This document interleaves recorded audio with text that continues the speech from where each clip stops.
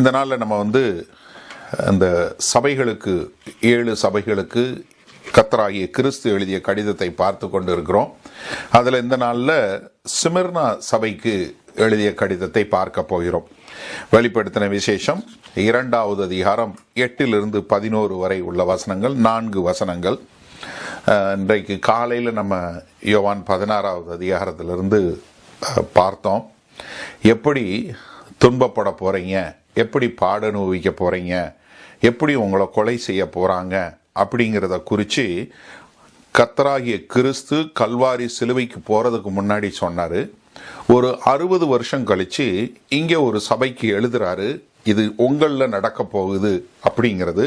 அது எப்படி நடந்தது, நாம் எப்படி வாழ முடியும் என்று பார்க்கக்கூடியதா. சரியா? வெளிப்படுத்தின விசேஷம் 2வது அதிகாரம் 8 - 11 வரை. ஸ்மிர்னா சபையின் தூதனுக்கு நீ எழுத வேண்டியது என்னவெனில், முந்தினவரும் பிந்தினவரும் மரித்திருந்து பிழைத்தருவருமானவர் சொல்லுகிறதாவது, உன் கிரியைகளையும் உன் உபத்திரவத்தையும் நீ ஐஸ்வர்யம் உள்ளவனாயிருந்தும் உனக்கிருக்கிற தரித்திரத்தையும் தங்களை யூதர் என்று சொல்லியும் யூதராயிராமல் சாத்தானுடைய கூட்டமாய் இருக்கிறவர்கள் செய்யும் தூசணத்தையும் அறிந்திருக்கிறேன். நீ படப்போகிற பாடுகளை குறித்து எவ்வளவும் பயப்படாதே. இதோ நீங்கள் சோதிக்கப்படும் பொருட்டாக பிசாசானவன் உங்களில் சிலரை காவலில் போடுவான். 10 நாள் உபத்திரப்படுவீர்கள். ஆகிலும் நீ மரண பரியந்தம் உண்மையாய் இரு. அப்பொழுது ஜீவ கிரீடத்தை உனக்கு தருவேன். ஆவியானவர் சபைகளுக்கு சொல்லுகிறதை காதுள்ளவன் கேட்க கடவன். ஜெயங்கொள்ளுகிறவன் 2ஆம் மரணத்தினால் சோதிக்கப்படுவதில்லை என்றெழுது. சரி, முதலாவது இந்த ஸ்மிர்னா பட்டணம், இதை குறித்து பார்த்துருவோம். ஏன்னா நான் இது கொஞ்சம் பெரிய செய்தியாக இருந்தாலும் நம்ம டைமில் முடிக்க பார்ப்போம். அதாவது இந்த ஸ்மிர்னா பட்டணம் ஆசியா மைனர் என்று சொல்லக்கூடிய இந்த நாளில் உள்ள டர்க்கியில் உள்ள ஒரு அழகான ஒரு பட்டணம், ரொம்ப ஒரு பியூட்டிஃபுல் பிளேஸ் என்று சொல்லக்கூடியதாக. இதை ஆசியாவினுடைய கிரவுன், கிரீடம் என்று சொல்லக்கூடிய அளவிற்கு ரொம்ப ஒரு அருமையான ஒரு சிட்டி. இந்த சிட்டியை கட்டும்போது என்ன ஒரே ஒரு தப்பு பண்ணிட்டாங்கன்னா, கால்வாய் போட்டு கட்டலை. ட்ரெயின் போகிறதுக்கு, கழிவு நீர் போவதற்கான கால்வாய்கள் போடாமல் விட்டுட்டாங்க. அதனால மழை பெஞ்சது, வேற காரியங்கள் நடைபெற்றதுன்னா வெள்ளம் அவங்க ரொம்ப கஷ்டப்படக்கூடிய ஒரு காரியமாக இருந்ததை பார்க்குறோம். இந்த ஸ்மிர்னா அப்படிங்கிறதுக்கு பட்டணத்துக்கு என்ன அர்த்தம்னா மர் என்று சொல்லக்கூடியது. அது அந்த வெள்ளை போலம் என்று சொல்லக்கூடிய ஒரு காரியம். அதாவது இந்த மர் அப்படிங்கிறது என்னன்னா, அதாவது இயேசு கிறிஸ்துக்கு மத்தேயு 2வது அதிகாரத்தில் இந்த வைஸ்மேன் என்று சொல்லக்கூடிய ஞானவான்கள் கொண்டு கொடுக்கக்கூடியதில் அது இருக்கிறத பார்க்குறோம். அதே மாதிரி மார்க் 15வது அதிகாரத்தில் அவருடைய சடலத்துக்கு கொண்டு கொடுக்க, அவர் கல்வாரி சிலுவையில் இருக்கும்போது அவர் காடியில் கலந்து கொடுக்கக்கூடியது என்ன, ஒன்று ஒரு செடேட்டிவ், ஒரு மயக்கம் கொடுக்கக்கூடிய ஒரு தன்மையும், அதே சமயத்தில் ஒரு நல்ல நறுமணம் கொடுக்கக்கூடிய ஒரு தன்மையும் உள்ளது அப்படிங்கிறது நம்ம பார்க்க முடிகிறது. இது எங்கேருந்து இந்த மர் எங்கேருந்து கிடைக்குன்னா, ஒரு முள்செடியிலிருந்து கிடைக்கக்கூடிய ஒரு காரியம். இது நல்ல ஒரு பெர்ஃப்யூம் வரக்கூடிய ஒரு நல்ல ஒரு ஸ்மெல்லு. அதனால தான் இது நல்ல ஒரு வாடை வரக்கூடியதான். இந்த பட்டணம் எவ்வளவு ஓல்டுனா, எவ்வளவு சரித்திரம் பின்னோக்கி போனீங்கனாலும் இது இருக்கிறத பார்க்குறோம். அது மாத்திரமல்ல, இதுவும் ஒரு துறைமுக பட்டணம். எப்படி நீங்கள் எபேசு பட்டணம் கீழே இருக்கு, எபேசு பட்டணத்திலிருந்து ஒரு 35-40 மைல் வடக்க மேல் நோக்கி, எபேசு பட்டணத்திலிருந்து மேல் நோக்கி போனீங்கன்னா, நீங்கள் முதலாவது ஸ்டடியினுடைய நோட்ஸ் பார்த்தீங்கன்னா தெரியும், கொஞ்சம் மேல் நோக்கி போனீங்கன்னா ஒரு துறைமுக பட்டணம் இருக்கு. அதுதான் இந்த ஸ்மிர்னா. இந்த ஸ்மிர்னா நீங்கள் அங்கே பார்த்தீங்கன்னா நிறையா, அதாவது கிறிஸ்துவுக்கு முன்பாக 290வது வருஷத்தில் ஒரு பெரிய நிலநடுக்கம் சிட்டியே, அந்த பட்டணமே ஒன்றும் இல்லாமல் போய் மறுபடியும் கட்டியிருக்காங்க. ஒரு முறை வந்து நிறைய தீயினால பட்டணம் அழிக்கப்பட்டு மறுபடியும் எடுத்து கட்டியிருக்கிறாங்க. ஒரு தடவை வெள்ளம் வந்து அழிஞ்சு கட்டியிருக்காங்க. நிறைய முறை இந்த பட்டணம் மறுபடியும் எடுத்து கட்டப்பட்டதை சரித்திரத்தில் பார்க்க முடிகிறது. இப்பவும் இந்த பட்டணம் இருக்கு. எபேஸ் இல்லை, ஆனால் ஸ்மர்னா இருக்கு. இப்போ உள்ள பேர் என்ன? இஸ்மீர். IZMIR, இஸ்மீர்னு சொல்லக்கூடியது. டெக்ஸ்டைலில் கொஞ்சம் ரொம்ப ஃபேமஸ். ஏன்னா நாங்கள் வந்து இஸ்மீர்லேருந்து கொஞ்சம் பிஸ்னஸ் பண்ணியிருக்கிறோம். நான் போயிருக்கேன். நாங்கள் அங்கேருந்து டெக்ஸ்டைல் கொஞ்சம் வாங்கியிருக்கிறோம். இது வந்து இன்னைக்கு வந்து நல்ல ஒரு துறைமுகம் இருக்குது இஸ்மீர்னு சொல்லி நீங்கள் போட்டு பார்த்தீங்கன்னா தெரியும். டர்க்கியில் உள்ள 2வது பெரிய பட்டணமாக இன்னைக்கு இருக்கக்கூடியது. இந்த பட்டணம் வந்து நான் சொன்னது போல் ஒரு 35 மைல் எபேஸ்லேருந்து மேலே போகக்கூடியது. எபேஸ் வந்து இன்னைக்கு பட்டணம் இல்லை, அந்த பழைய பட்டணம் அழிஞ்சு போனது குலதேசின்னு சொல்கிறாங்க, அந்த இடத்துல இருக்குது. இந்த இஸ்மீர் வந்து என்னென்னா, அங்கே வரக்கூடிய அந்த காற்று இருக்கு பாருங்க, ஒரு தென்றல் காற்றுன்னு சொல்கிறாங்க. அதை குறித்து நிறையா கவிஞர்கள் கவிதை எழுதியிருக்காங்க அந்த காலத்தில். அதாவது ஸ்மர்னாவில் வரக்கூடிய அந்த தென்றல் வந்து அவ்வளவு சுகமானது அப்படின்னு சொல்லக்கூடியதா அங்கே எழுதக்கூடியதை நம்ம பார்த்துருக்கோம். அது மாத்திரமில்லை, இங்கே வந்து போகோ அப்படின்னு சொல்லக்கூடிய ஒரு மலை இருக்கிறது. இந்த மலை வந்து எல்லா விதமான அற்புதமான கட்டடங்களும், அது மாத்திரமல்ல எல்லா அந்நிய தெய்வர்களுக்கும் அங்கே கோயில் உண்டு. இவங்க யாருக்கெல்லாம் கோயில் உண்டு தெரியுமா? சிபிலி. நான் போன கலாத்திய பாடத்தில் சொல்லி கொடுத்தேன் சிபிலிங்கிறது யாருன்னு. அப்போலோ, அஸ்கல்பெஸ், எஃப்ரோடைட்டு, ஜூவஸ், ஹோமர் என்று சொல்லக்கூடிய ஒரு கடவுள். ஹோமருக்கு வந்து அதான் ஹோம் டவுன். அவர் பிறந்தது அந்த அவருக்கு ஆராதனை பண்ணாங்க. அவருடைய பட்டணமும் அங்கே தான். இங்கே நம்ம லண்டனில் கூட ஹோமருக்கு மரியாதை கொடுக்கக்கூடிய காரியங்கள் இருக்கிறத நம்ம பார்க்க முடிகிறது. அதனால் இங்கே வந்து நிறைய கோயில். இது மாத்திரமில்லை, இங்கே சீசருக்கும் ஒரு ஆலயம் உண்டு. சீசர் என்று சொல்றது வந்து ராயன், தமிழில் வந்து ராயன், சீசர். சீசருங்கிறது வந்து பெயர் கிடையாது, அது வந்து ஒரு பட்டம். தயவுசெய்து புரிஞ்சு கொள்ளுங்க. ஏன்னா ரோமாபுரி பேரரசுகளுக்கு, ரோமாபுரி அரசர்களுக்கு பட்டம் வந்து சீசர்னு சொல்லி சொல்லுவாங்களே ஒழிய சீசருங்கிறது பேர் கிடையாது. ஜூலியஸ் சீசர், ஜூலியஸ்ங்கிற பேர். அவர் வந்து ராயன். அகஸ்தஸ் அவர் ஒரு சீசர், அந்த மாதிரி. அப்போ ராயன் சொல்லக்கூடியதாக. இங்கே சபை எப்படி வந்தது? இந்த பட்டணத்தில் சபை எப்படி வந்ததுன்னா, இங்கே யாரும் வந்து எதுவும் பேசுனதா இல்லை. அப்போஸ்தல நடவடிக்கையில் இதை குறித்து சொல்லப்படல. அப்போஸ்தல நடவடிக்கை 19வது நம்ம பார்த்தோம். எபேசு பட்டணத்தில் வந்து எப்படி அப்போஸ்தலனாகிய பவுல் வந்து திறனைய வீட்டில் இருந்து ஒரு 2 வருஷம் போதிச்சாரு. அதுக்கப்புறம் மறுபடியும் 1 வருஷம் இருந்து போதிச்சாரு. 3 வருஷம் அங்கே இருந்து அப்போஸ்தலனாகிய பவுல் ஊழியம் பார்த்தாரு. இந்த 3 வருஷத்தில் உருவானதான் மீதி 6 சபைகளும். இப்போ இங்கே வந்து ஸ்மர்னா, அதுக்கு மேலே லவோதிகா, இல்லை இந்த பக்கம் எல்லா சபைகளும், இந்த மீதி 6 சபைகளும் உருவானதே இங்கே எபேஸில் இருந்தான். அதனால தான் எபேஸை குறித்து நிறைய படித்தோம். ஏன்னா அதுதான் வந்து எல்லாத்துக்கும் மதர் சர்ச்.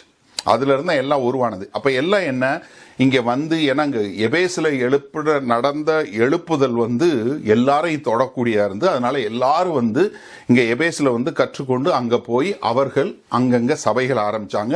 இப்படி ஆரம்பிச்ச சபை தான் இந்த சபை. இதை குறித்து வேற ஒரு காரியமும் கிடையாது. சரியா?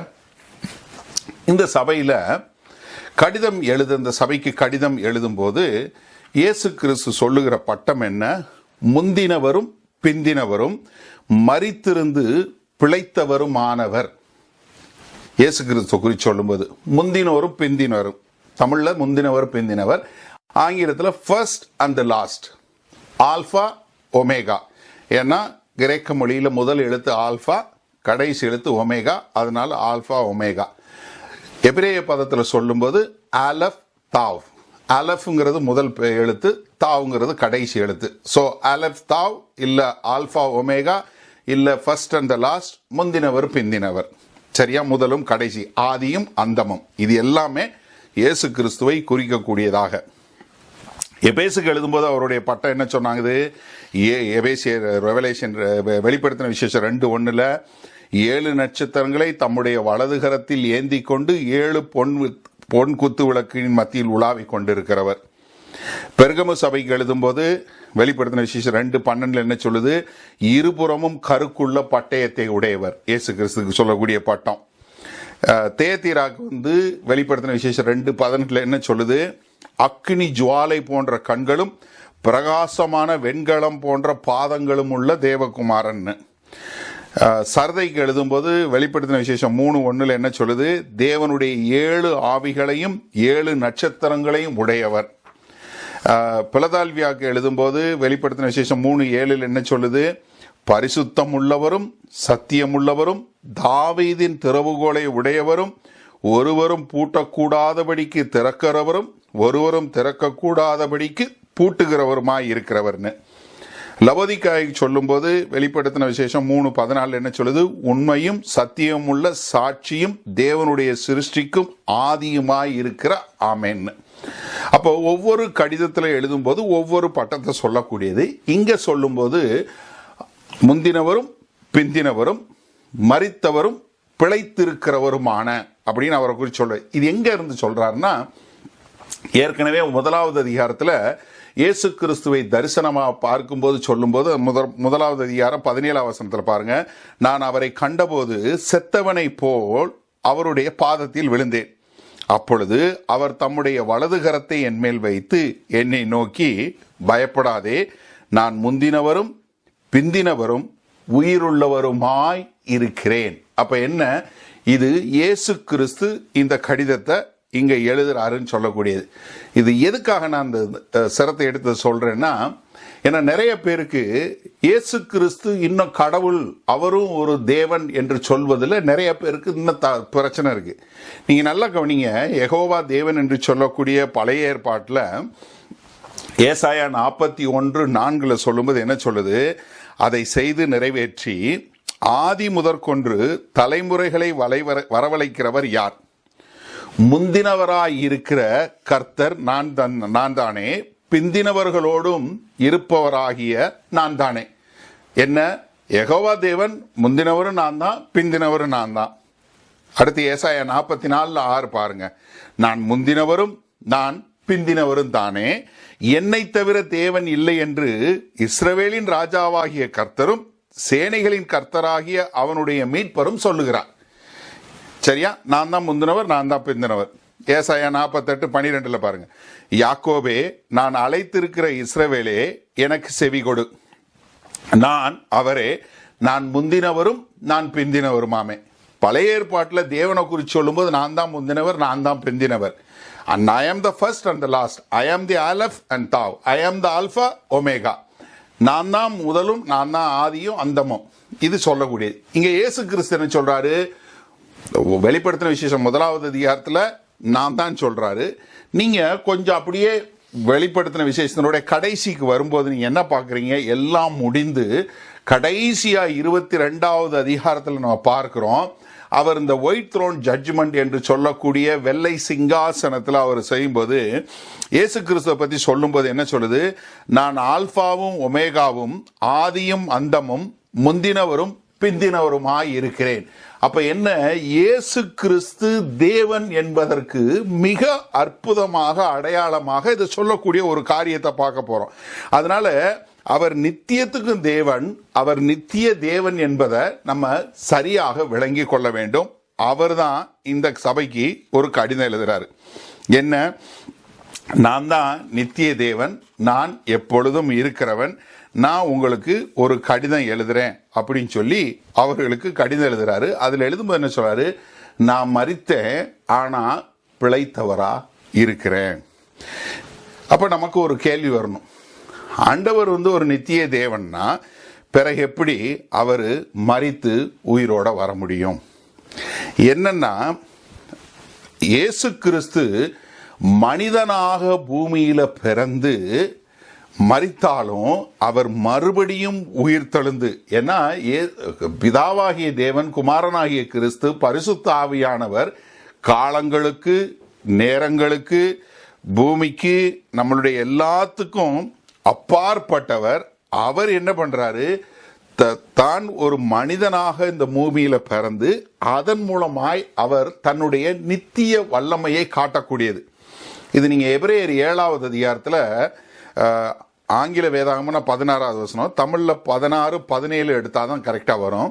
நீங்க ஆங்கில வேதாகம்னா 16 மட்டும் பாருங்க, இல்ல 17வது வசனம் பாத்தீங்கன்னா தமிழ்ல 16, 17, அவர் மாம்ச சம்பந்தமான கட்டளை ஆகிய நியாயப்பிரமாணத்தின்படி ஆசாரி ஆகாமல் நீர் மெல்கிசேதேக்கின் முறைமையின்படி என்றென்றைக்கும் ஆசாரியராய் இருக்கிறீர் என்று சொல்லிய சாட்சிக்கு தக்கதாக அழியாத ஜீவனுக்குரிய வல்லமையின்படியே.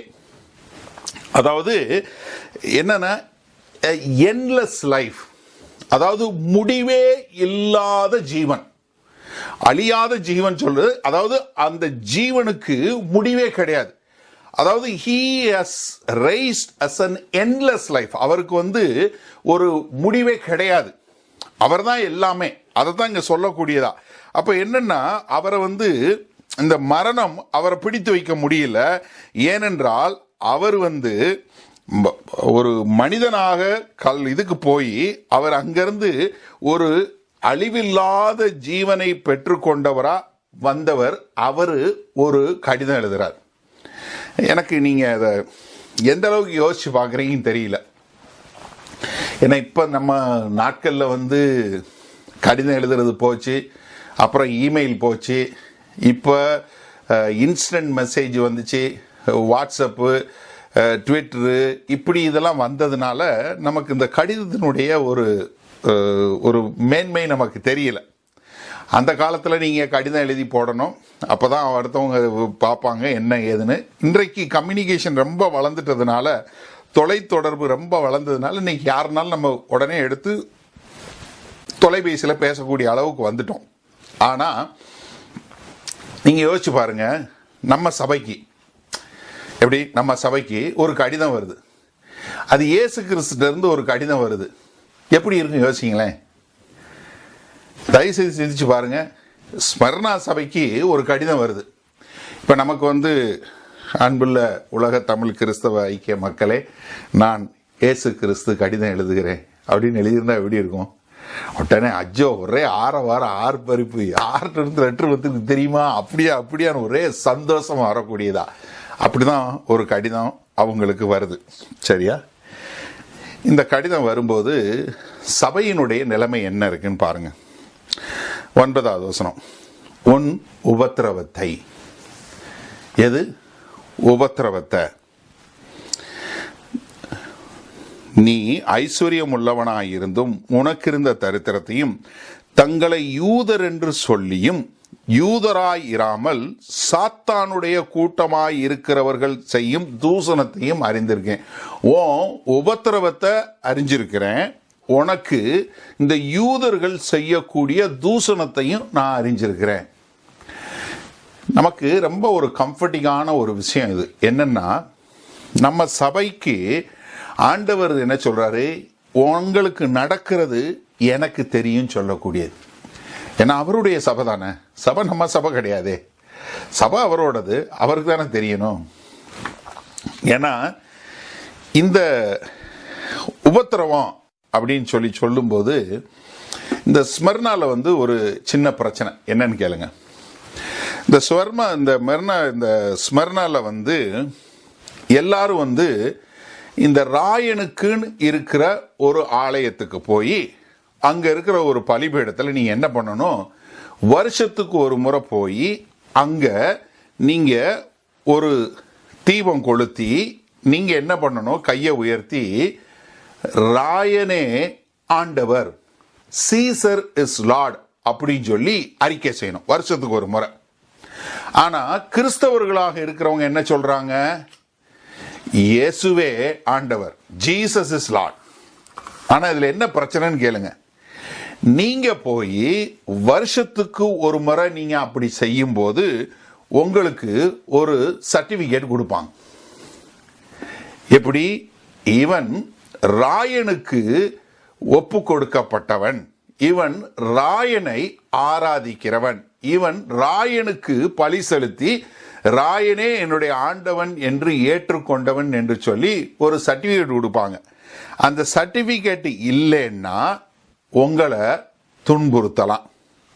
அப்ப என்ன, இந்த ராயனுடைய காரியத்தில் போய் நீங்க பழி செலுத்தி ராயனே ஆண்டவர் சொல்லிட்டு வந்துட்டீங்கன்னா உங்களுக்கு பிரச்சனை இல்லை. இப்போ நீங்க தயவு செய்து சிந்திச்சு பாருங்க. இப்போ நம்ம இங்க இருக்கிற, நம்ம லண்டன்ல ஹேரோவில் இருக்கிறோம். இப்போ ஹேரோவில் உங்களை வருஷத்துக்கு ஒரு முறை இங்கே நான் ராணி தான் எனக்கு அப்படின்னு சொல்லி நீங்க அறிக்கை ராணி தான் என்னுடைய ஆண்டவர் இல்ல ராஜா அப்படின்னு சொல்லி, இல்ல ராயன் இல்ல யாரோ ஒருத்தர் உங்களுக்கு சொல்லணும்.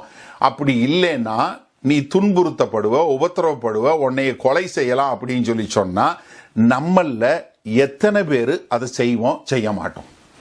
ஒரு நிமிஷம் தயவு செய்து சிந்திச்சு பார்க்கணும். சும்மா ஏதாவது பைபிள் வாசிச்சோம் அப்படிங்கிறக்கா வாசிக்க கூடாது. தயவு செய்து சிந்திச்சு பாருங்க, உங்களை நீங்களே சோதிச்சு பாருங்க. எத்தனை பேர் இதுல என்ன இருக்கு, நமக்கு என்ன இருக்கு, ஆண்டவருக்கு தான் நம்ம இருதயம் தெரியும்ல, நம்ம போய் சும்மா சொல்லிட்டு வந்துருவோம். எப்படி நமக்கு தான் நம்ம உள்ளங்களை அறிந்த ஆண்டவர் அப்படின்னு அதுக்கு ஒரு வசனத்தை எடுத்து வச்சு சொல்லுவீங்களா? இல்ல நான் ஆண்டவருக்காய் நான் ஒப்பு கொடுக்கப்பட்டவன் நான் மரிப்பேன்னு சொல்லுவீங்களா? உபத்திரவம் வரும். இயேசு கிறிஸ்துவின் நாமத்து நிமித்தம் நீங்க உபத்திரவப்படுவீங்க. யோசிச்சு பாருங்களேன். அதாவது முதலாவது இவர்களுக்கு 3 விதமான உபத்திரவம் இந்த ஸ்மரண சபைக்கு. முதலாவது யாருன்னா இந்த ராயனை ஆராதிக்கிறவர்கள். தியா ரோமா என்று சொல்லக்கூடிய, இயேசு கிறிஸ்து வருவதற்கு முன்பாக 200 வருஷத்துக்கு அப்புறம் பார்த்தீங்கன்னா தியா ராமா என்று சொல்லக்கூடிய ரோமாபுரியினுடைய கடவுள் ஒரு கடவுளை உருவாக்குனாங்க. அது பெண் கடவுள். ஆண் கடவுள் யாருன்னா ராயனே கடவுள். யாரு? ரோமர்களை ஆளக்கூடிய ராயரே கடவுள்னு. இங்க 2 பேருக்கும் இந்த பட்டணத்துல இது இருந்துச்சு, ஆலயம் இருந்துச்சு.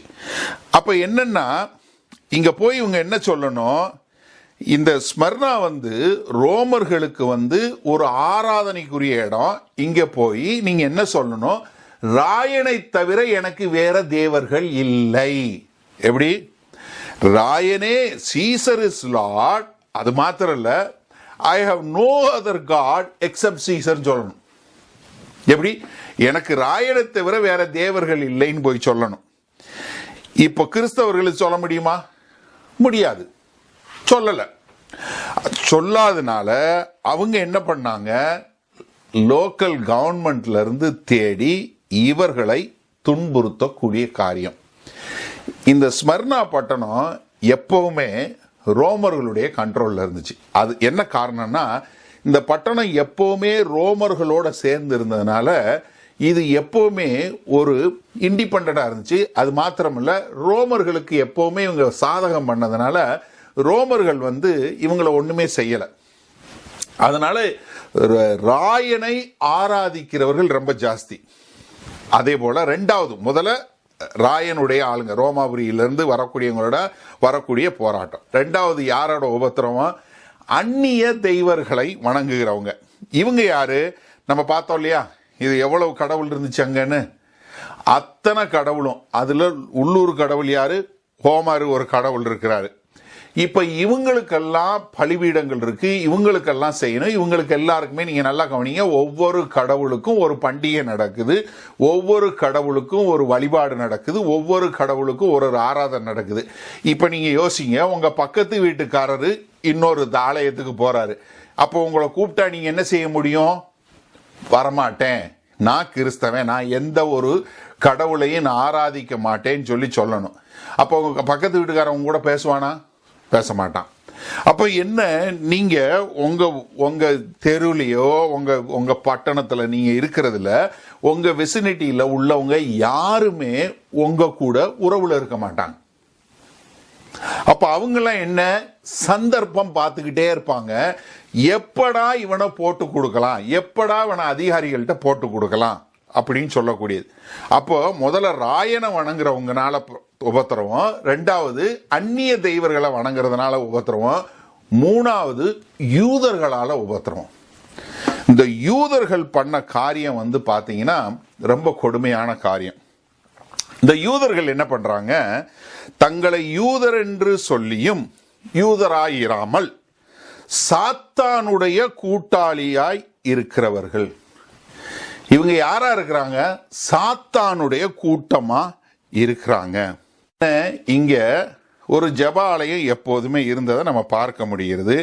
அவங்க என்ன பண்ணிட்டாங்க, ஒன்றான மெய் தேவனாகிய யெகோவா தேவனை ஆராதிக்கிறோன்னு சொல்லிட்டு இயேசு கிறிஸ்துவை இரட்சகர் என்று ஏற்றுக்கொள்ளாமல் அவரை மறுதலித்து அவருக்கு எதிராக காரியங்கள் பண்ணி, அதனால இவங்க என்ன பண்ணிட்டாங்க, ஆண்டவருக்கு எதிராக தூசணம் பண்றவங்களாம் வந்துட்டாங்க. இவங்க ராயனுடைய ஆராதனையிலையும் கலந்துக்கிட்டாங்க.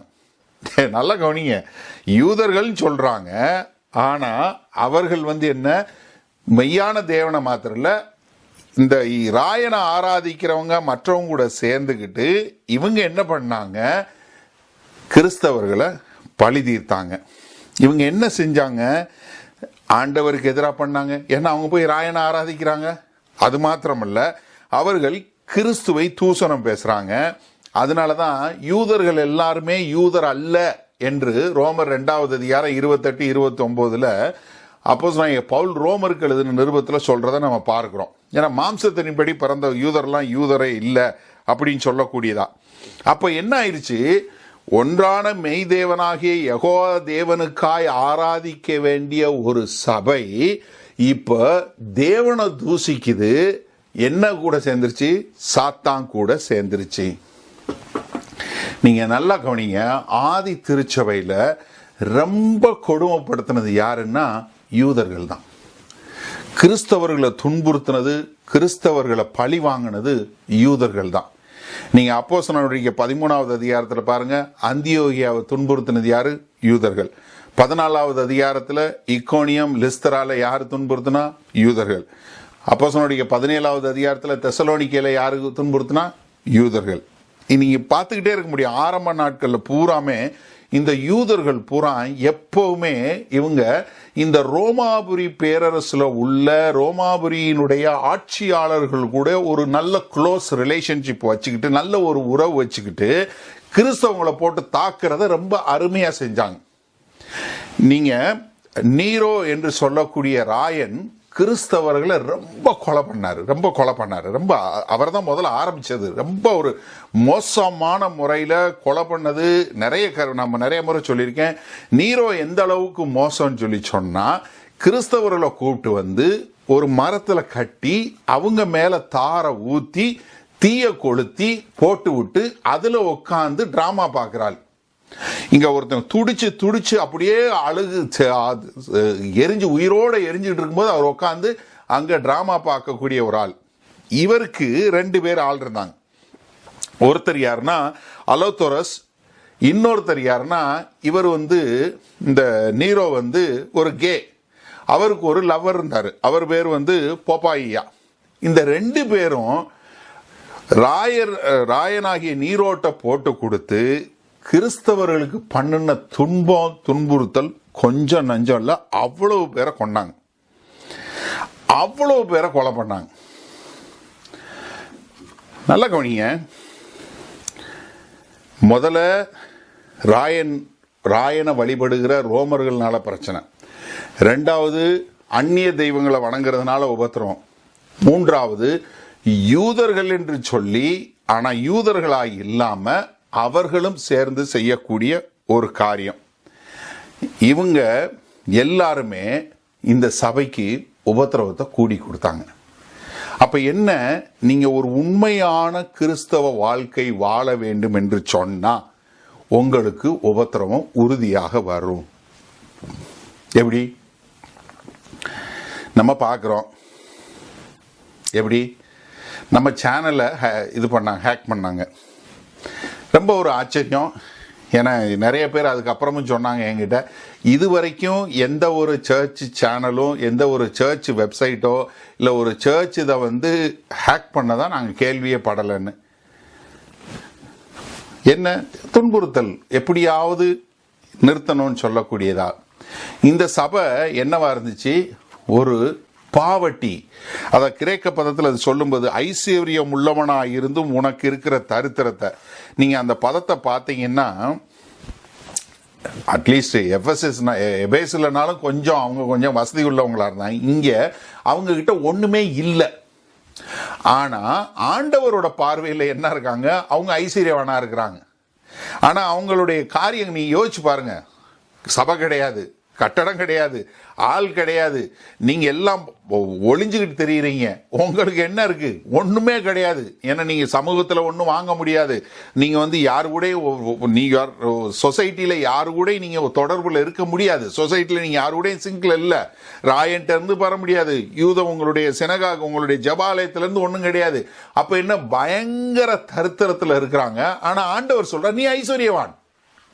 ஆனா இதே இது மாத்தி சொல்ற காரியத்தை பார்க்க முடியும். நீங்க வெளிப்படுத்தின விசேஷம் 3வது அதிகாரம் 17வது வசனத்தில் லவோதிக்கா சபையில சொல்லும் போது என்ன சொல்றாரு, நீ நிர்பாக்கியம் உள்ளவனும் பரிதபிக்கப்படத்தக்கவனும் தரித்திரனும் குருடனோ நிர்வாணியுமாய் இருக்கிறதை அறியாமல் நான் ஐஸ்வர்யவான் என்றும் திரவிய சம்பன் என்றும் எனக்கு ஒரு குறைவும் இல்லை என்று சொல்லுகிறபடியால் உலக பிரகாரமா உங்ககிட்ட இருக்கிற செல்வம் ஒன்றும் கிடையாது. ஐஸ்வர்யம் என்ன? நீ பரலோகத்தில் எவ்வளவு சொத்து வச்சிருக்கன்னா ஐஸ்வர்யவான கணக்கு பண்றது. இந்த உலக தயவு செய்து நன்றாக புரிஞ்சு கொள்ளுங்க.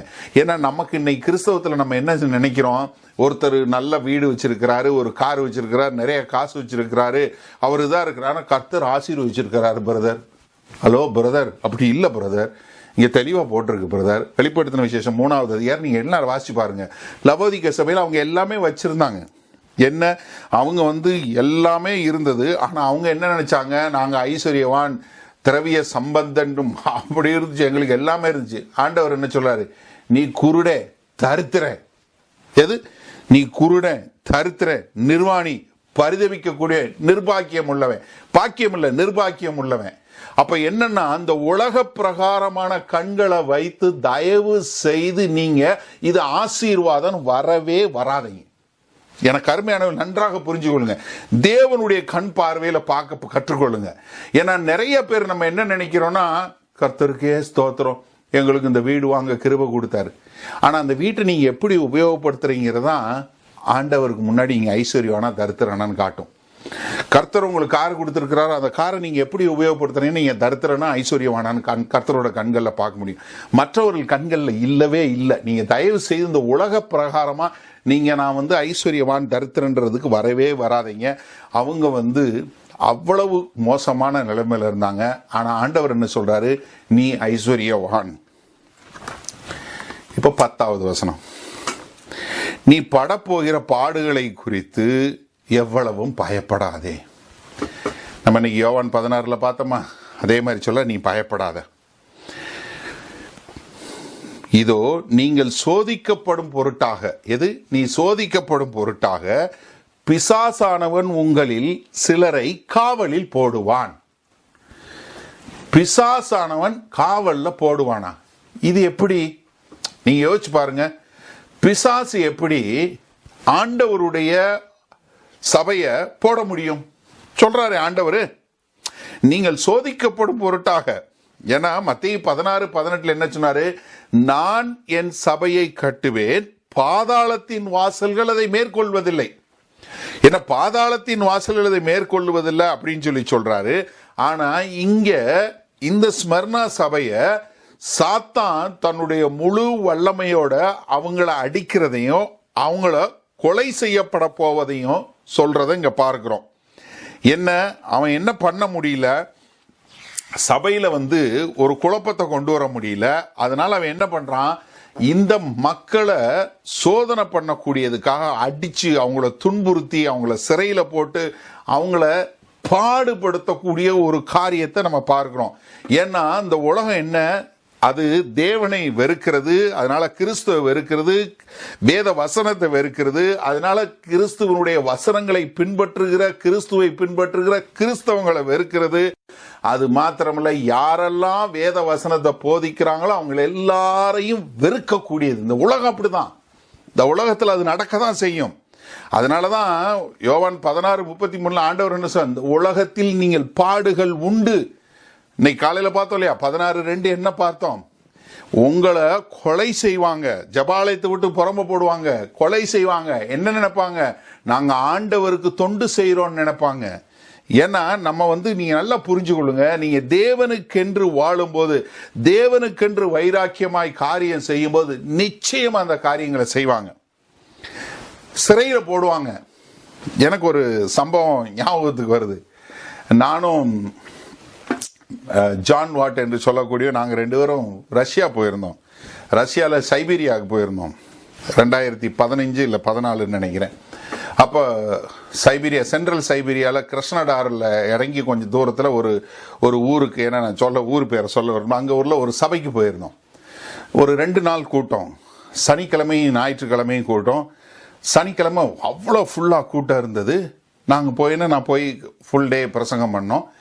அப்போது ஈவினிங் முடிஞ்சு போகும்போது சொன்னாங்க, இன்றைக்கு கேஜிபியிலேருந்து ஆள் வந்தாங்க. அதாவது கேஜிபி என்பது என்னன்னா அங்கே உள்ள இன்டெலிஜென்ஸ் ஏஜென்சி. ஆனால் என்னன்னா நாங்கள் போனது பிஸ்னஸுக்கு போயிருந்தோம், பிஸ்னஸ் வீசாவில் போயிருக்கோம். ஆனால் நாங்கள் பிரசங்கம் பண்ணுறோம். அப்போ எங்ககிட்ட சொன்னாங்க இந்த மாதிரி வந்திருந்தாங்க அப்படின்னு. ஓ, லக்கிலி யூ எஸ்கேப்ட், ஒன்றும் பிரச்சனை இல்லை அப்படின்னு. அப்போ அடுத்த நாள் காலையில் எங்களை சர்ச்சுக்கு கூட்டு போகும்போது அப்போ அந்த போதகர் சொன்னார், ஐயா இந்த மாதிரி இன்னைக்கு அந்த கேஜிபி ஆள் வந்தால் என்ன செய்யறது, நீங்கள் பிரசங்கம் பண்ணி உங்களை கைது பண்ணுனா நீங்கள் என்ன செய்வீங்க அப்படின்னு என்கிட்ட கேட்டார்.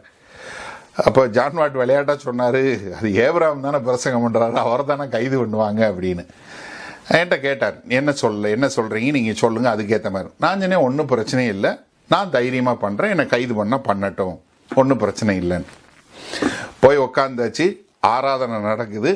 ஆராதனை முடிய போகும்போது என்கிட்ட பாஸ்டர் சொல்கிறாரு, அந்த டிடெக்டிவ் வந்திருக்கிறாரு, ஆனால் கூட இன்னொருத்தரையும் கூட்டு வந்திருக்கிறாரு, 2 பேர் வந்திருக்கிறாங்க.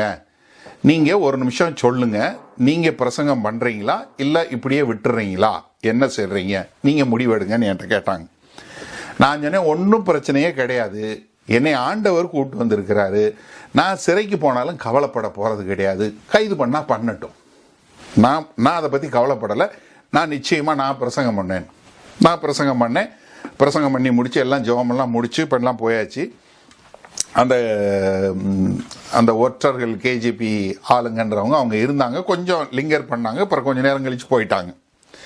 சரின்னு அதுக்கப்புறம் நாங்கள் அங்கே போயிட்டோம். அடுத்த நாள் காலையில் இந்த போதகர் காலையில் ஏர்லி மார்னிங் எங்கள் கதவை தட்டி சொல்கிறாரு, ஐயோ நான் உங்கள்கிட்ட எப்படி நன்றி சொல்கிறேன்னே தெரில. என்னன்னு, அந்த கேஜிபி ஆள் உங்களை கைது பண்ணுறதுக்கு தான் முன்னாடி சனிக்கிழமை வந்திருக்கிறாரு, ஆனால் வேத வசனம் அவரை ரொம்ப தொற்றுச்சு. அவர் போய் அவங்க ஆஃபீஸில் உள்ள இன்னொருத்தர் சொல்லியிருக்கிறாரு, இது உண்மையான கடவுள், இது சாதாரண இல்லை, இது கதை கிடையாது, நீயும் பாருன்னு சொல்லி அவரையும் கூட்டு வந்துட்டாரு. இப்போ அவங்க 2 பேரும் கிறிஸ்தவங்களா மாற விரும்புகிறாங்க. அவங்க 2 பேரும் கேட்குறாங்க, பாருங்க கைது பண்ணணும்னு அனுப்பிச்சவங்களை ஆண்டவர் தொட்டு அவங்கள கிறிஸ்தவங்களா மாற்றுறாருன்னு. யோசிச்சு பாருங்களேன். எனக்கு அருமையானவர்களே, நிறைய நேரங்களில் நம்மளை துன்புறுத்தக்கூடியது போல சாத்தான் வரதான் செய்வான். சில நேரங்களில் ஒருவேளை ஒரு சிலர் நேரத்தில் கைது பண்ணப்படலாம். நம்ம அதுக்கெல்லாம் கவலைப்படுற ஆளுங்களே கிடையாது. ஏன்னா திமோத்தேயுக்கு எழுதும்போது பவுல் எழுதுறாரு, 2 தீமோத்தேயு 3:12 என்ன எழுதுறாரு, அன்றியும் கிறிஸ்து இயேசுவுக்குள் தேவ பக்தியாய் நடக்க மனதாய் இருக்கிற யாவரும் துன்பப்படுவார்கள். யாரா இருந்தாலும் சரிங்க, தேவ பக்தியா நடக்கணும்னு நினைச்சீங்கனாலே துன்பப்படக்கூடிய காரியம். நான் தான் சொன்னேன், பேதுருவை பத்தி சொன்னேன் இல்லையா, 1 பேதுரு 1வது அதிகாரம், உனக்கு போராட்டம் உண்டு, பாடு உண்டு, நீ சோதிக்கப்படுவ, புடமிடப்படுவ, தங்கம் புடமிடுவது போல புடமிடப்படுவ. 2வது அதிகாரம், நீ பயத்தோட நடுக்கத்தோட நடந்து கொள்ளு. 3வது அதிகாரம், நீ ஜாக்கிரதையாரு. 4வது அதிகாரம், நீ எச்சரிக்கையாரு, உனக்கு கொஞ்ச காலம் இந்த போராட்டம் உண்டு. 5வது அதிகாரத்துல அழகா சொல்ற, நீங்க நீ பாடுபட போற, நீ தேவனுக்காய் வாழ்வதில் பாடுபட போற, நீதி நிமித்தம் பாடுபட போற. 1 பேதுரு 5வது அதிகாரம் 10வது வசனத்தில் சொல்றாரு, கிறிஸ்து இயேசுவுக்குள் நம்மை தமது நித்திய மகிமைக்கு அழைத்தவராயிருக்கிற சகல கிருபையும் பொருந்திய தேவன் தாமே கொஞ்ச காலம் பாட அனுபவிக்கிற உங்களை சீர்படுத்தி ஸ்திரப்படுத்தி பலப்படுத்தி நிலைநிறுத்துவாராக. கொஞ்ச காலம் பாடு, கொஞ்ச காலம். எனக்கு அருமையானவர்களே, நம்ம நித்தியத்தோட ஒப்பிட்டு பார்க்கும்போது இந்த பூமியோட வாழ்க்கை கொஞ்ச காலம். இட்ஸ் கொஞ்ச காலம், அவ்வளவுதான். இன்னும் எவ்வளவு வருஷம் தெரியாது, நம்ம யாருக்கு எவ்வளவு வருஷம் நம்ம இருக்க போறோம்னு தெரியாது.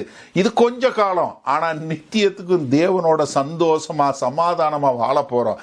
அதனால நம்ம இங்க வாழுகிற காலத்துல நம்மளை என்ன பண்ணுவாராம்? ஸ்திரப்படுத்தி பலப்படுத்தி நிலைநிறுத்தக்கூடிய தேவன் நம்ம கிட்ட உண்டு. அதனாலதான் இங்க சொல்றார். இப்ப இங்க என்ன சொல்றார்? ஸ்மரணா சபைக்கு நீங்க பாடம் வைக்க போறீங்க. நான் சொன்னேன், நீரோ, ராயனாகிய நீரோ, சீசர் நீரோ அவ்வளவு கொடுமை பண்ணார். அதற்கு பின்பாக எல்லாத்த காட்டிலும் கொடுமைக்காரனா வந்தது தொமிதியன் என்று சொல்லக்கூடிய ஒரு ராயன். சீசர் த தொமிதியன் என்று சொல்லக்கூடியவர். அவர் மாதிரி ஒரு கொடுமையான கொலை செய்கிற ஆளுங்களை நீங்க பார்க்கவே முடியாது. அவர் சபைக்கு சபையை ரத்த ஓட்டத்துல ஓட வச்சவர் சொல்லலாம். அவ்வளவு பேரை, அவ்வளவு கிறிஸ்தவர்களை கொலை செய்தான். கொலைனா அப்படியே கழுத்தை வெட்டி கொலை செய்து ரத்த வெள்ள ஓட வைக்கக்கூடியதா. ஸ்மர்னாலையும் சரி, எல்லா இடத்துலையும் இது பண்ணக்கூடியதா. ஏன்னா இங்க ஸ்மர்னா ரோமர்களுடைய ஃப்ரீ கண்ட்ரி இருந்தனால, அதுவும் இல்லாம இங்க ராயனுக்குன்னு ஆராதிக்கக்கூடிய இருந்ததுனால, அங்க எல்லாரும் வந்தவங்க எல்லாம் இங்க யாரெல்லாம் ராயனை ஆராதிக்கலையோ அவங்கள எல்லாம் கொலை செய்யணும்னு சொல்லி தேடினாங்க. அதனாலதான் ஆண்டவர் என்ன சொன்னாரு?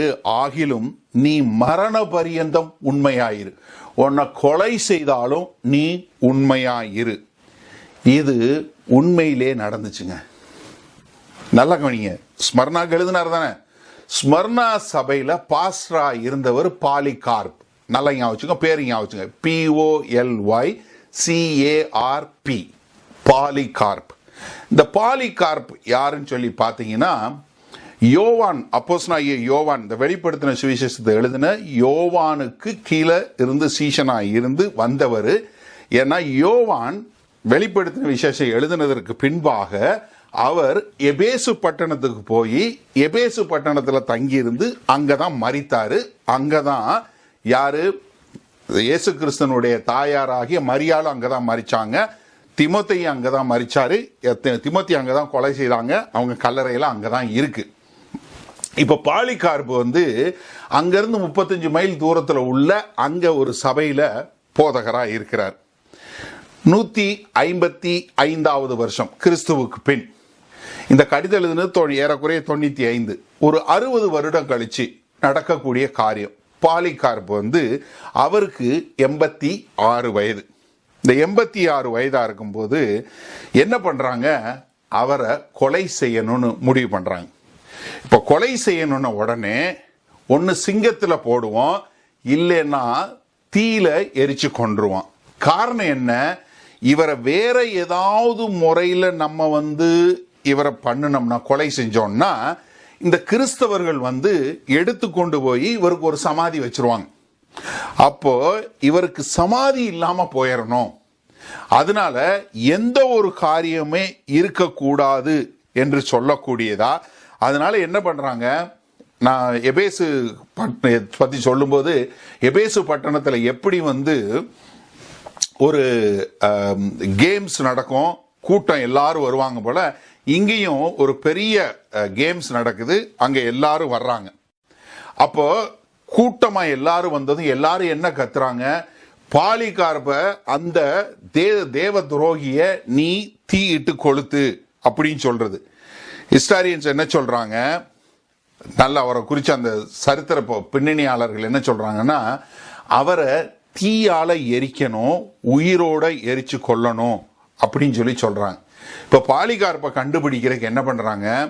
பாலிகார்ப் தப்பிச்சு போனா தப்பிச்சு போயிருக்கலாம், ஆனா அவர் தப்பிச்சு போகல. என்ன காரணம்னா, அவருக்கு ஆண்டவர் கனவுல ஒண்ணு காட்டுறாரு. என்ன? அவரு தலையணையில படுத்திருக்கிறாரு.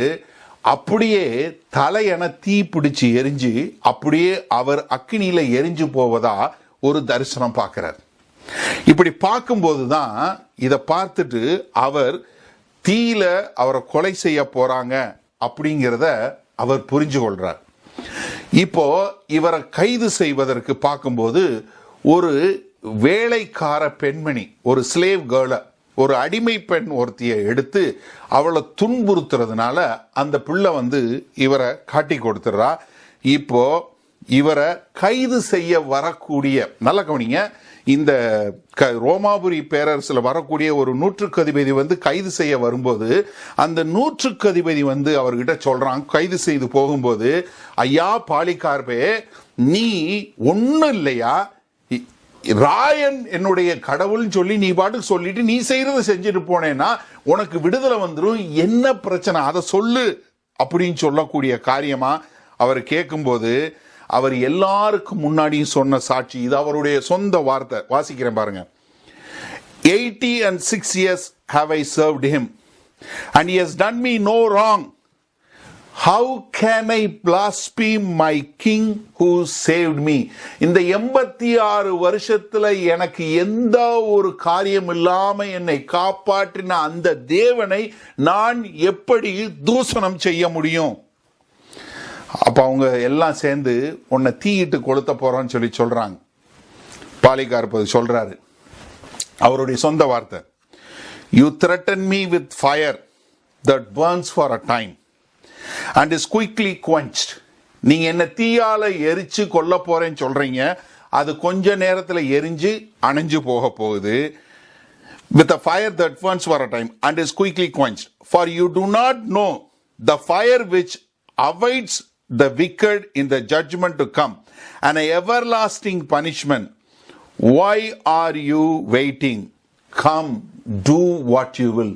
ஐயா, அநீதி செய்யற உங்களுக்கு இன்னொரு காரியம் தெரிஞ்சுக்கோங்க, அணையாத அக்னியில நீங்க எல்லாம் தேவனுடைய நியாய தீர்ப்புல எரிய போறீங்க, அதை மறந்துடாதீங்க.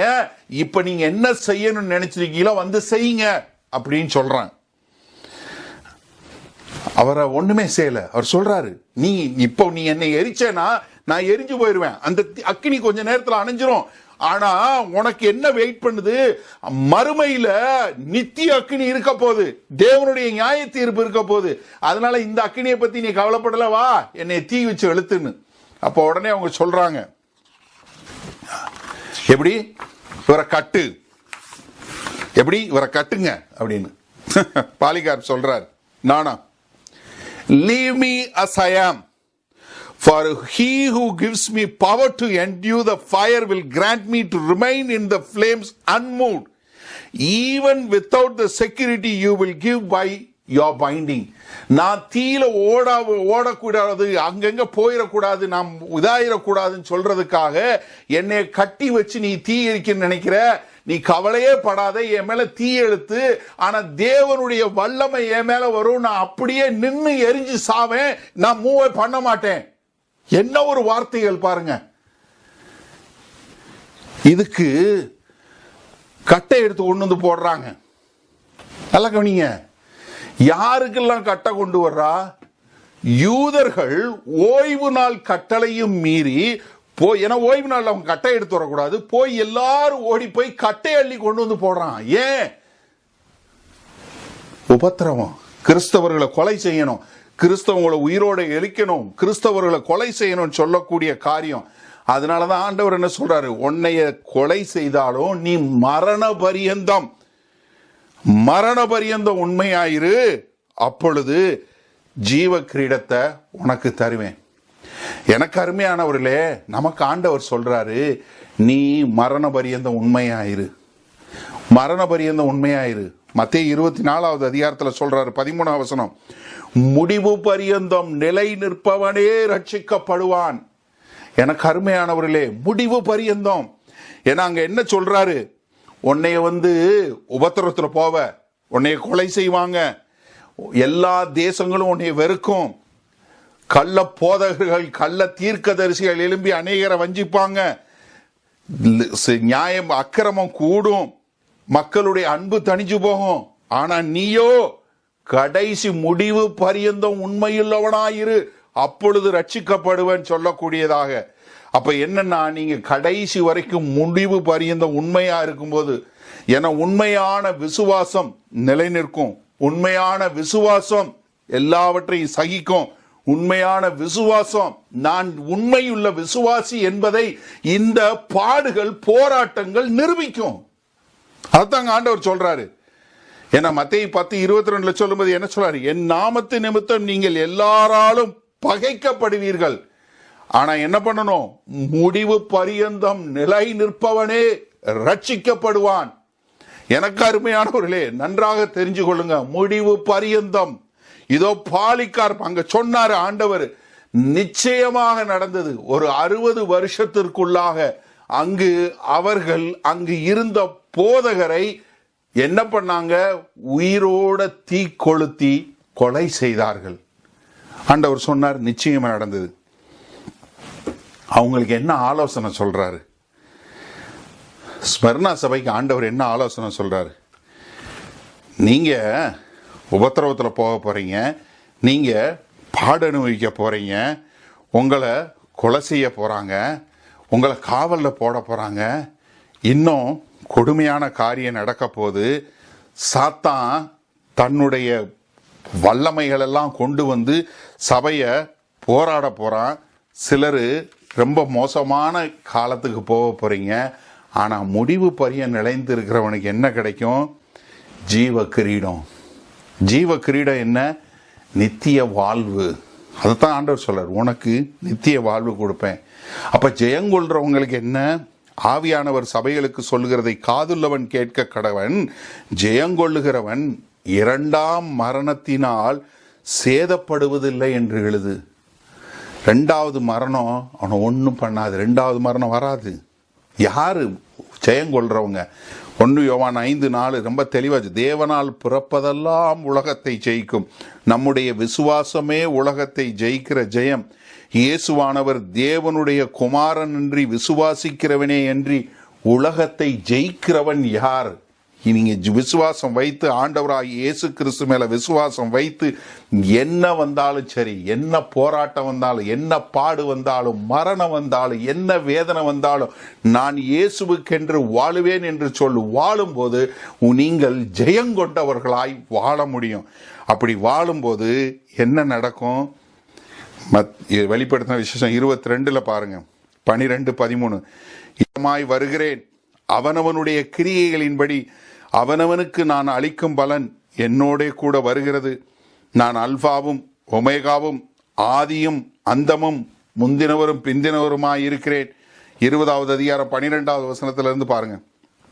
மரித்தோராகிய சிறியோரையும் பெரியோரையும் தேவனுக்கு முன்பாக நிற்க கண்டேன். அப்பொழுது புஸ்தகங்கள் திறக்கப்பட்டன. ஜீவ புஸ்தகம் என்னும் வேறொரு புஸ்தகமும் திறக்கப்பட்டது.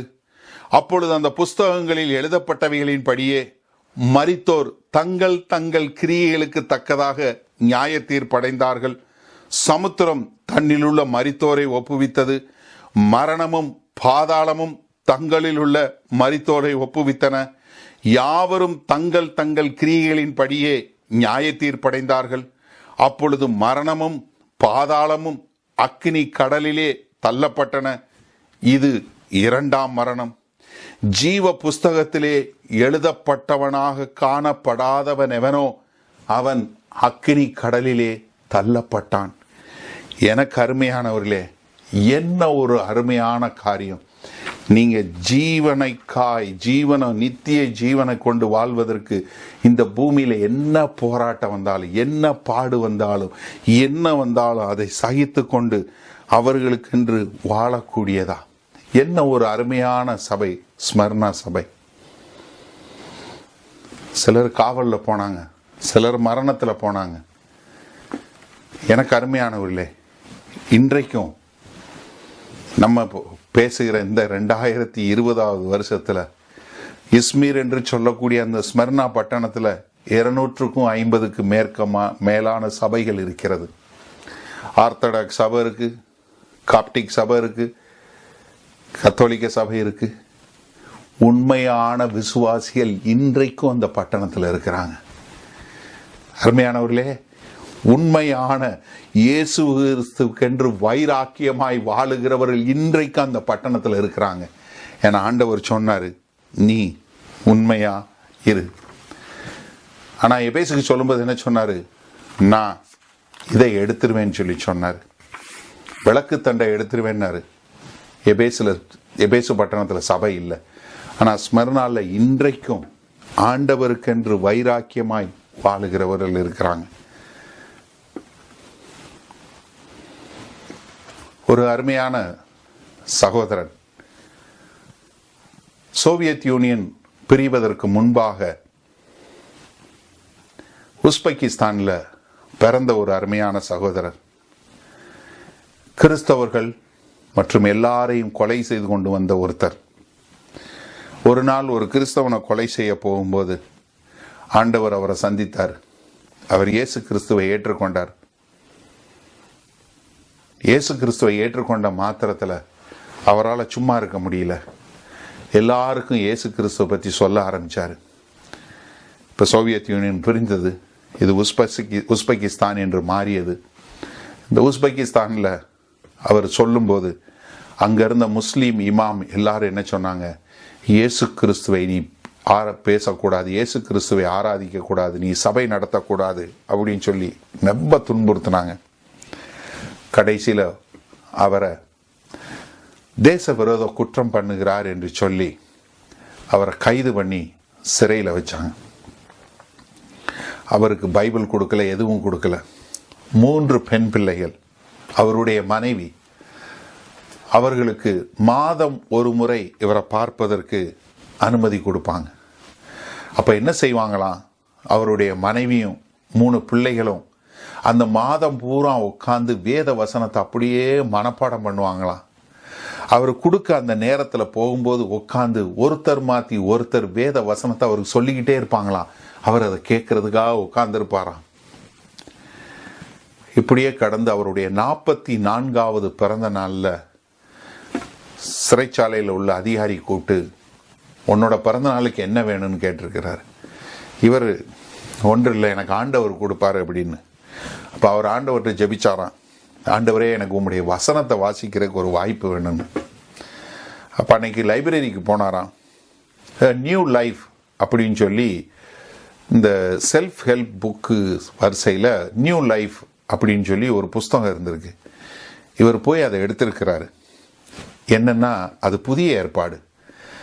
அதுக்கு டைட்டில் நியூ லைஃப் அப்படின்னு சொல்லி யாரோ ஒருத்தவங்க போட்டு அந்த இதை கொடுத்துருக்காங்க புஸ்தகத்தை. இவருக்கு ஒரே சந்தோஷம். புஸ்தகத்தை எடுத்து வந்து அப்படியே அந்த வேத வசனத்தை ஒன்னொன்னை மனப்பாடம் பண்ணி புதிய ஏற்பாடை மனப்பாடம் பண்ண ஆரம்பிச்சிருக்கிறாரு. இது எப்படியோ இந்த சிறை அதிகாரிகளுக்கு ஒரு 6 மாசத்துல தெரிஞ்சது, அதையும் எடுத்துட்டாங்க. அதற்கு பின்பாக 14 வருஷம் வருங்க அந்த சிறைச்சாலையில் பைபிள் வாசிச்சாருன்னு சொல்லி 14 வருஷம் உள்ளுக்குள்ள இருந்திருக்கிறாரு. எவ்வளவு கேவலமா நடத்தப்படணுமோ அவ்வளவு கேவலமா நடத்தப்பட்டிருக்காரு. அதற்கு பின்பாக அவர்கள் மறுபடியும் இன்னொரு 14 வருஷம் சிறை தண்டனை கொடுத்து ரொம்ப கொடுமைப்படுத்தியிருக்காங்க. அவர் வெளியே வருவாருங்கிற நம்பிக்கையே இல்லாது இருந்த போது அமெரிக்காவிலிருந்து ஒரு ஸ்டேட்டோட கவர்னர் வந்து ஒருத்தர் எழுதின கடிதத்தின் மூலமா திடீர்னு ஒரு நாள் கூப்பிட்டு சிறைச்சாலை அதிகாரி என்ன நடந்துன்னு தெரியல, அரசாங்கம் உன்னை விடுதலை பண்ண சொல்லிச்சு, உன்னை இங்கேருந்து போக சொல்லிருச்சுன்னு சொல்லி அங்கேருந்து அவரை கொண்டு வந்திருக்கிறாங்க. அங்கேருந்து அவர் தப்பிச்சு வந்து உக்ரைனில் ஒரு சபை ஆரம்பிச்சு அதே மாதிரி அதே பேட்டர்னில் மறுபடியும் உஸ்பெகிஸ்தானில் ஒரு சபையை ஆரம்பித்து மறுபடியும் அங்கு அநேகரை தேவனுக்கு நேராய் திசை திருப்பக்கூடிய ஊழியம். எனக்கு அருமையானவர்களே, யோசிச்சு பாருங்க. சிறைச்சாலையில் உட்கார்ந்திருந்து ஆண்டவரே எனக்கு உம்முடைய வார்த்தை கிடைக்காதா என்று சொல்லும்போது தன்னுடைய குடும்பம் மனப்பாடம் பாடம் பண்ணிட்டு வந்து வார்த்தைகளை ஒப்பும்போது அதை கேட்பதற்காக மாசம் பூரா உட்கார்ந்து காத்திருந்து அதை கேட்டு அதை பாடம் பண்ணி அந்த வார்த்தையை சொல்லக்கூடிய ஒரு காலம். எனக்கு ஒரு வேத வசனம் கிடைச்சிராதா என்று 14 வருடங்கள் சிறையில் காத்திருக்கும் போது பைபிள் கிடைக்கும் போது அவர் படித்த ஒரு காரியம், எப்படி நான் படித்து எப்படியாவது ஆண்டவர் அறிஞ்சு ஆண்டவருடைய வசனத்தில் நான் இன்னும் அதிகமாக தேரணும்னு சொல்லி. எனக்கு அருமையானவர்களே, நம்ம இந்த லாக்டவுன் காலத்தில் இருக்கிறோம். நம்ம எந்த அளவுக்கு தேவனுடைய வார்த்தையை நேசிக்கிறோம். நம்ம பெர்சிக்யூஷனை பற்றி நிறைய பார்க்குறோம். இன்றைக்கு நம்மளை பெர்சிக்யூட் பண்ணுற காரியங்கள் அநேகம் இருக்குது. நிறைய மீடியா டிஸ்ட்ராக்ஷன், நிறைய காரியங்கள். இன்றைக்கு வேத வசனத்தை எடுக்க முடியாதபடி இன்றைக்கு நீங்க வீட்டில் தான் இருக்கிறீங்க, வெளியே எங்கேயும் போறதில்ல, ஒன்றும் செய்யறதில்ல. ஆனாலும் வேத வசனத்தை வாசித்து தேவனோடு இடைபட முடியாது. எத்தனை தடைகள், சிந்திச்சு பாருங்க, எத்தனை தடைகள். எவ்வளவு காரியத்தை குறித்து நம்ம தாக்கமா, எவ்வளவு காரியத்தை குறித்து செய்யறோம். ஆனா ஆண்டவருடைய வார்த்தையை நாம் இன்னும் அப்படி நாம் பசிதாகத்தோடு, ஆண்டவரே உம்முடைய வார்த்தையை நான் வாசிக்க வேண்டும், ஆண்டவரே நான் உம்மை அறிந்து கொள்ள வேண்டும் என்று சொல்லக்கூடிய காரியம் நம்மகிட்ட எத்தனை பேர்ட்ட இருக்கு? சிந்திச்சு பாருங்க எனக்கு அருமையானவர்களே, சிந்தித்து பாருங்க.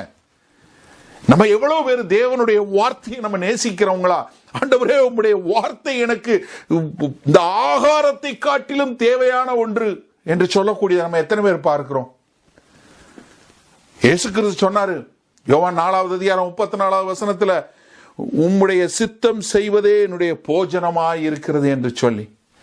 எனக்கு அருமையானவர்களே, இந்த ஸ்மர்ணா சபையிலிருந்து பார்க்கிறோம், ஒரு சின்ன சபை, ஒன்றுமே இல்லாத ஒரு தரித்திர சபை, பாடுகள் அனுபவிச்ச சபை, சிறைக்கு போன சபை, மக்கள் கொலை செய்யப்பட்ட சபை.